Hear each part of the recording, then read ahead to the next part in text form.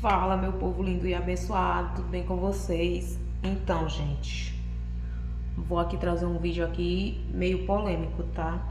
De quase traição, não da minha parte, tá? Então,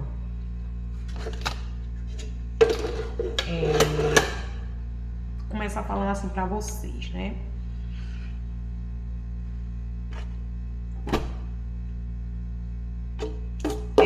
No tempo que a gente vendia as coisas lá na escola, sabe? Quase perto do tempo da gente sair de lá. Só que a gente não sabia, né, que ia acontecer isso. A gente conversava com os alunos e muitos desabafavam com a gente, falava da sua vida pessoal e tudo mais, sabe? E a gente também falava da nossa também, entendeu? Era assim, eles falavam a vida deles e a gente falava a nossa também, sabe? Normal, né, gente? Normal isso. Não acho nada demais. E aí, uma certa vez, uma menina começou a se abrir, conversar lá com a gente, né? Eu acho que ela tem uns 16 para 17 anos, se eu não me engano. E aí ela relatava pra gente que ela sofria abusos, né? Por parte de um tio, irmão da mãe dela. E aí eu, como uma pessoa do bem, dei conselho a ela contar pros pais dela. Ela falou pra mim que a mãe dela já sabia, só que a mãe dela não fazia nada. Disse que quando contava pra mãe dela, a mãe dela dizia que era mentira, que o irmão dela não tinha coragem de fazer isso e não sei o que, disse que tratava ela que nem um cão. Desprezava ela.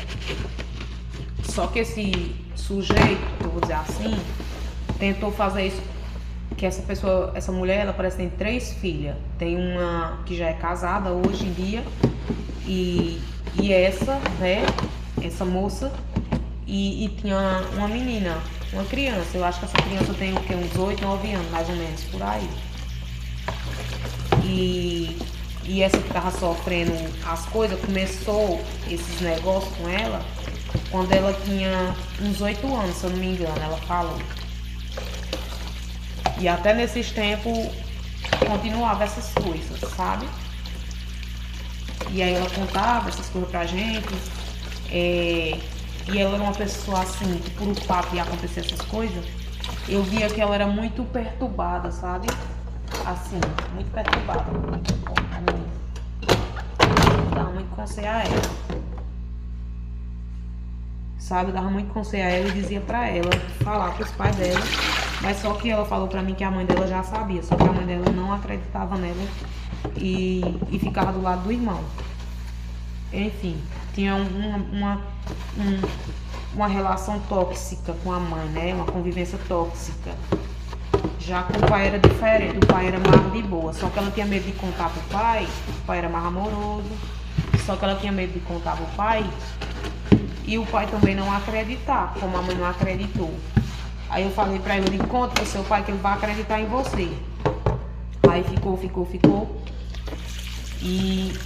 E ela nada de contar isso pro pai dela. Aí quando foi um dia, e eu disse, você contou pro seu pai? Ela disse, não contei, que eu tenho medo de não acreditar em mim. Aí eu cheguei nela e disse assim, pois você tem que contar isso aí, porque senão esse infeliz vai fazer a mesma coisa com sua irmã mais nova. Aí deu um tempo. Aí eu não tava bem com meu esposo aqui em casa, né? A gente tava tendo uns atritozinhos. E aí, eu não sei como foi. Eu acho que eu sei, né? Porque o pessoal pagava as coisas pelo Pix e mandava o comprovante pelo WhatsApp. E aí, o meu marido começou a conversar com ela pelo WhatsApp. E aí ficou desabafando com ela. E ela começou a dizer pra ele coisas absurdas. Coisas absurdas como, mulher? Tipo assim, ele falava pra ela que eu era abusada, que eu era chata e não sei o que. Ficava falando essas coisinhas, sabe? E ela ficava dizendo assim, se ela não lhe valoriza, se ela não lhe dá valor, faça alguma coisa, tipo, dizendo, arrume outra, vá atrás de outra, não sei o que, essas coisas do tipo, sabe? Aí eu sei que ia ter uma festa aqui na cidade e vinha o tal do Hungrias pra cá, que é o Deus do povo, do mundo, não meu. Que Deus, meu Deus, é o criador de todas as coisas. Esses daqui da terra, eles não são criadores nada, eles são destruidores de coisas, de vida, de pessoas, tá? E assim, ele falando pra ela que vinha essa banda pra cá, esse cantor pra cá, ela disse, vá pra festa e não sei o que, arrume alguém lá, desse jeito, sabe? Aí, por o andar da carruagem, da conversa deles, eu percebi assim, como se ele gostasse dela, assim, tipo, começou a gostar dela. Só que ela meio que não tava nesses pensamentos, assim, de querer nada, assim, tipo com ele, sabe? Eu percebi, assim, que ela não tava muito afim dele. Mas só que por o jeito dele falar com ela, tava parecendo que ele tava dando em cima dela, sabe? Aí ela aconselhou ele, foi ir arrumar outra na rua e meter ponto em mim, sabe? Desse jeitinho aí. Aí depois dessas conversas todinha aí, eu pegava o celular dele, ele nem percebia que eu pegava o celular dele. Já tava sabendo de tudo, e tudo, e tudo. Aí quando foi um dia eu cheguei pra ele e conversei com ele. Eu disse assim, por que é que a gente tem nossos problemas aqui dentro de casa e a gente não conversa entre nós? Você não me procura pra gente conversar, você vai conversar com o povo de fora. E o povo de fora lhe aconselhando você me trair. Que negócio é esse? Aí eu falei na cara dele, eu disse, e outra coisa, eu percebi que parece que você gosta dela, mas só que ela não gosta de você. Nossa, você é doida, não sei o que, não sei o que. Sim, e outra coisa, ele falou que já tinha ficado com uma pessoa, parece, que saía, que ele ia pra academia, né? Que saía, eu nem ligava, eu nem sentia falta dele, não sei o que, quando ele demorava. Uma coisa é você confiar numa pessoa e outra coisa é a pessoa ser irresponsável e mau caráter, sabe? Aí, minha mãe nem sabe disso, tá? Eu nem falei pra ela, porque é uma doida ela, sabe? Larga ele, vai-se embora, não sei o que. E não é assim que a gente resolve as coisas. Porque a pessoa, eu não tenho prova de que ele me traiu. Ou ele pode ter falado isso pra ela pra se sentir um machão, um pegadorzão, esse negocinho todo aí, sabe? Pra ela pensar que, nossa, ele é machão, eu vou me apaixonar por ele, esse negócio assim, do tipo, sabe?